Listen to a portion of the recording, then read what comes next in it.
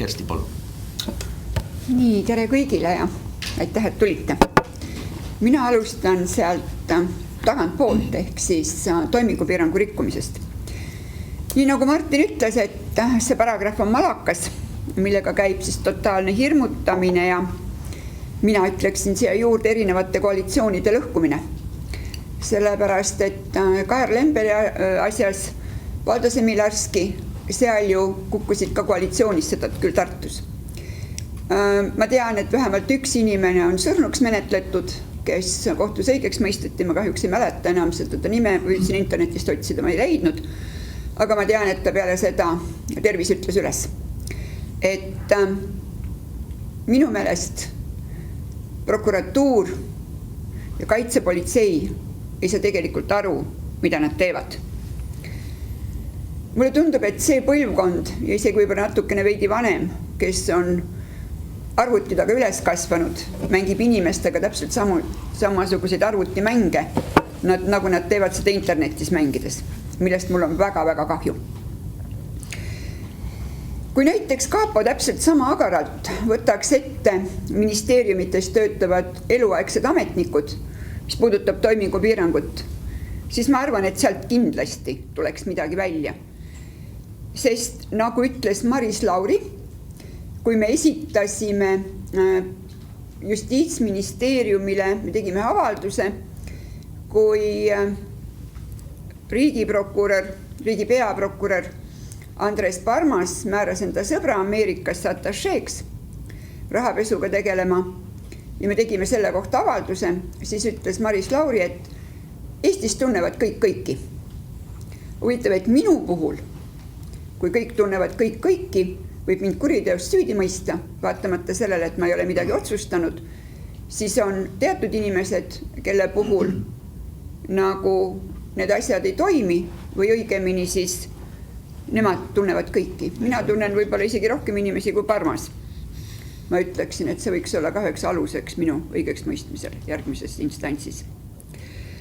Ja see paragrahv tegelikult hirmutab juba eos ettevõtjaid, kellel näiteks oleks võimalik minna ametnikuks, kes arvavad, et nad suudaksid kaasa lüüa, teha Eesti riiki paremaks. Et väga võimalik, et ka sellepärast hoitakse sellest toimingupiirangu rikkumise paragrahvist väga jõuliselt kinni. Ja muuseas arstide liit kusagil üle 10 aasta tagasi tõid selle juba õiguskomisjoni lauale, öeldes, et toimingupiirangu rikkumine võib saada tegelikult ka täpselt samuti kellelegi saatuslikuks, kui arstid seda kardavad, kas või oma pereliikmeid aidates. Et Justiitsministeerium peaks ikkagi midagi hakkama tegema, sellepärast, et see tõlgendamisbüroo, ma arvan, et ma hakkangi edaspidi kutsuma Riigiprokuratuuri tõlgendamisbürooks, lugedes oma seda rahapesu ja altkäemaksu korruptsiooni, sest sellega nad tõesti saavad nagu hästi hakkama, aga millegi muuga mitte. Ja kindlasti tuleb hakata tegelema seaduse muudatustega. Mina ei tea, mida need 100 inimesed seal Justiitsministeeriumis teevad, kui meil on pidevalt igasugused eurodirektiivid, mis tegelikult on kasulikud Eesti õigussüsteemile, mis on vastu võtmata ja ei tegele nagu nende asjadega, millega nagu peab tegelema. Et seal on ka toimunud niisugune hangumine, tundub mulle. Nüüd, mis puudutab rahapesu, siin põhilisel asjal juba peatus ka Martin. See absurdsena tundunud süüdistus ja sellele viitas ju ka ringkonnakohus minu vabastamisel kinnipidamisasutusest. Siis veel jaburam tundub see kohtuotsust lugedes. Ja kui ma seda lugesin ja mõtlesin ja Oliver Nääs ütles mulle, et tead, et see on ju tegelikult ainult ühel leheküljel, see tohutu süüdistus nagu, siis ma mõtlesin, selge, üldse pole tähtis, et on mingisugune süüdistus kokku pandud, tähtis on see, kuidas inimesi ruineerida. See on tähtis. Koheselt sulges kõik minu kontod Swedbank, absoluutselt koheselt. Mul olid veel 2 pangas kontod, üks neist oli Coop ja Coop muidugi võttis asja surmtõsiselt. Kuigi minu meelest oli tema pangakontodelt näha, et ma ei olnud mitte kunagi mitte mingisuguse rahapesuga tegelenud. et see on nagu, mul ei olnud seal mitte midagi varjata. Asi läks nii absurdini, et veel eelmisel aastal, muuseas, et siis see algas kõik aastal 2021, siis 2024. aasta suvel läksin ma oma lapselapsega täiesti, eksprompt tahtsime minna laulupeole ja ma tahtsin siis piletilevist osta endale pangalingiga laulupeopiletit ja pangasüsteem lükkas selle tagasi. Ehk siis natuke üle veidi 10 euro makse. Et see ruineerimine ja muuseas, mis on veel nagu kõige naljakam kogu selle asja juures, alles hiljuti ju lõpetati ära Swedbanki rahapesu. Seesama Coop Panga inimene, kes on nii-öelda selle compliance'i osakonna juht, kes siis andis käsud minu korralikuks ruineerimiseks, tegelikult oli ise kahtlustatavana sellel hetkel Swedbanki rahapesu kogu selles kaasuses, mis küll hiljem lõpetati. Et sellised tublid inimesed on meil. Ja Toomas Tamm muidugi kannatas selle all väga rängalt, sellepärast, et ka temal suleti alles eelmisel aastal mingeid arveid ja seda mitte Eestis. Ja Eestis tal suleti ilmselt juba suht kohe. Ma tahan siinkohal tunnustada LHV-d, kes suhtus täiesti neutraalselt, ilmselt arvestades ka süütuse presumptsiooni, et selle eest neile igal juhul suur aitäh. Et vähemalt see pank mind ei ruineerinud ja ei ähvardanud ja ei pannud igasuguseid makseid ja arveid kinni. Ühesõnaga, rahapesu paragrahv oli siis niisugune tühistamise võidukäik prokuratuuri meelest, millega siis sai nagu elu väga keeruliseks teha. Nüüd, mis puudutab korruptsiooni ja mis puudutab altkäemaksu, ilmselt te mäletate kõik. Läks veidi aega mööda, vist paar päeva või millalgi andis, võib-olla see pressikonverentsil, kui Andres Parmas, tollane riigi peaprokurör, ütles, et me pidime nad kinni võtma, sellepärast me saime aru, et kuritegu ei pandagi toime. Mina ei saa näiteks sellest aru, et sellisel juhul, miks pidi prokuratuur seda kõike jätkama, kui Parmas oli juba ju välja öelnud, et kuritegu ei pandudki toime.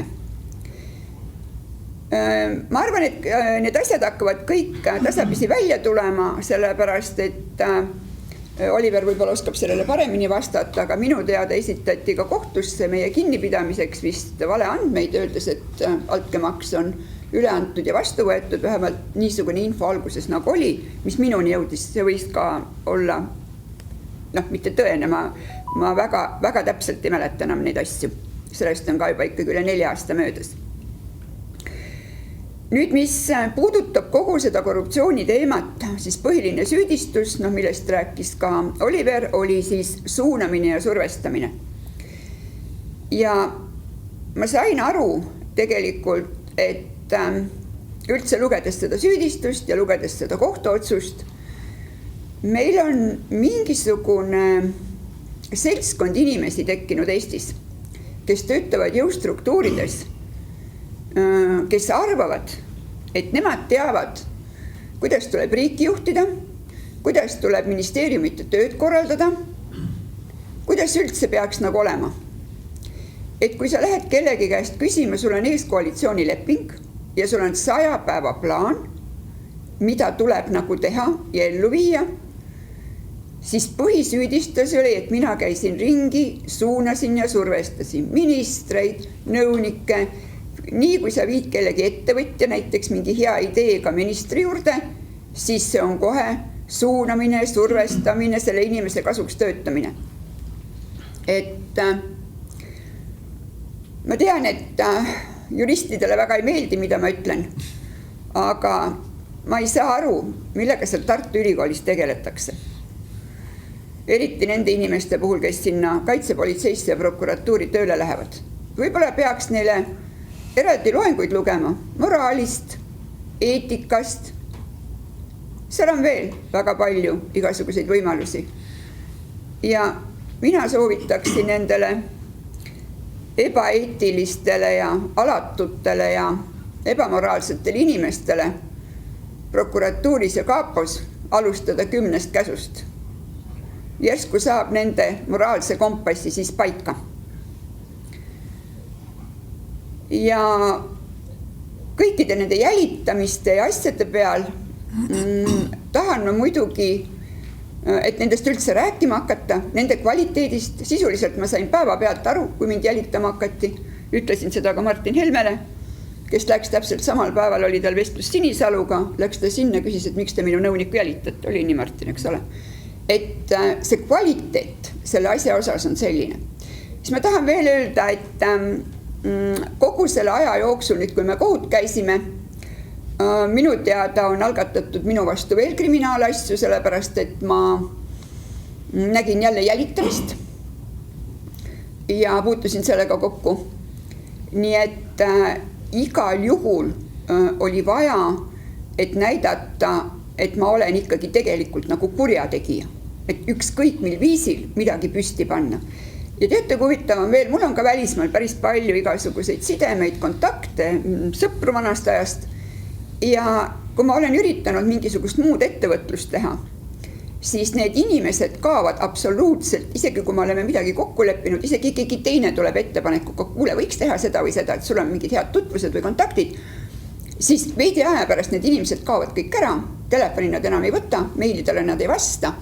Ehk siis tähendab, et kusagil on püsti pandud mingisugune kriminaalasi, on lastud need inimesed välismaal välja kutsuda ja need inimesed kõik haihtuvad.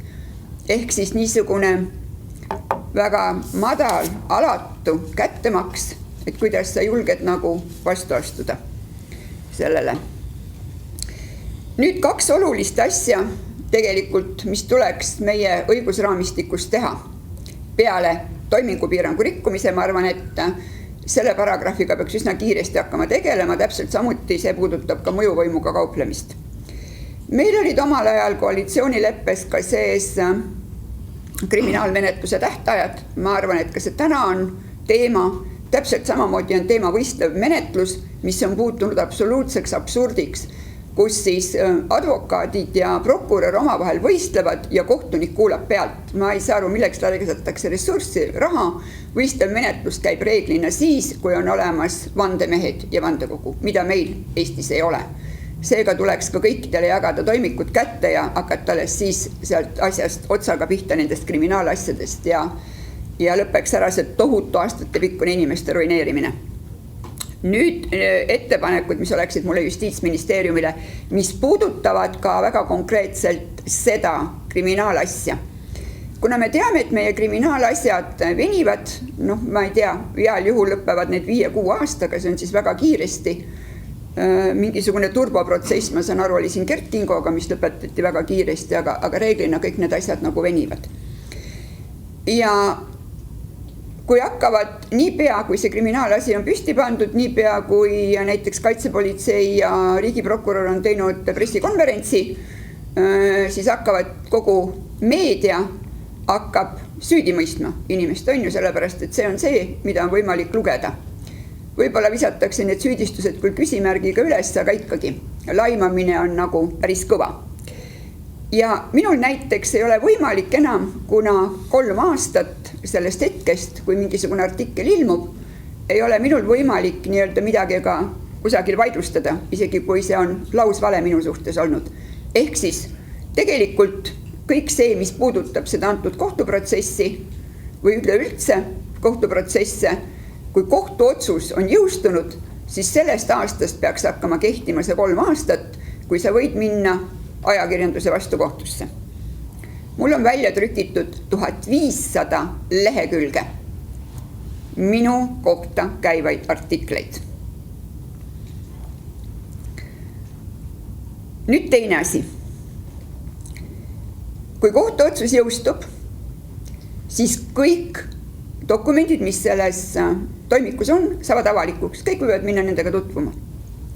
Seal on väga palju erinevaid vestluseid, mis on kolmandate isikute vahel. Ja ka selliseid, või kolmandate isikutega, ja ka selliseid, mis ei puuduta üldse nagu kriminaalasja. Kuna prokuratuur lihtsalt nagu koormab üle kõik advokaadid, kohtu, ühesõnaga tohutu paberpahnaga, ma võin seda niimoodi öelda, või täna ta ei ole paberis, täna ta on siis nii-öelda pulkade peal ja igal pool andmefailides, siis see tuleks nagu, kuidas ma ütlen, nagu korralikult ära lahendada, et need kolmandad isikud ei saaks nagu seal pihta. Ja seal on üks nüanss veel. Ma saan aru, et prokuratuuril on nii-öelda oma lemmikud meedias. Prokuratuur võib väga hästi lekitada, et kuule, mine vaata sealt, et näiteks seal Kersti kellegi teise nõunikuga rääkis midagi Martini kohta või mõne teise ministri kohta või nad kritiseerisid seda või teist või kolmandat. Pane see kõik ajalehti, kuule tekitame ühe korraliku skandaali, las nad lähevad kõik omavahel riidu. Jällegi, täiesti nagu reaalne. Nii et mul on tegelikult väike lootus selle uue riigi peaprokuröri koha pealt. Kuna nii palju on viimasel ajal tulnud otsuseid, mis näitab prokuratuuri väga-väga halba tööd. Inimeste tühistamist, ruineerimist ja võib-olla uus riigi peaprokurör võtab selle asja ette ja vaatab üle, mis tegelikult prokuratuuris toimub. Võib-olla peaks selle circa 15 aastat kestnud niisuguse turmtule, mida nagu erinevate poliitikute suhtes antakse, ära lõpetama ja hakkama olema prokuratuur õigusriigis, mitte olema tõlgendamisbüroo. Ja kui sellega hakkama ei saada, siis ma arvan, et kui meie jälle hakkame valitsust moodustama, siis ma arvan, et prokurörid võib-olla tuleks Soomest sisse osta või kusagilt muust sõbralikust riigist, sellepärast, et Eestis kõik tunnevad kõiki, nagu ütles meil omaaegne justiitsminister Maris Lauri. Ja minu poolt lõpetuseks, mis puudutab seda kättemaksu, mis meie suhtes tegelikult tehtud on. Konfutsius on öelnud nii, et see, kes läheb kättemaksu teele, peaks kaevama 2 hauda. Aitäh!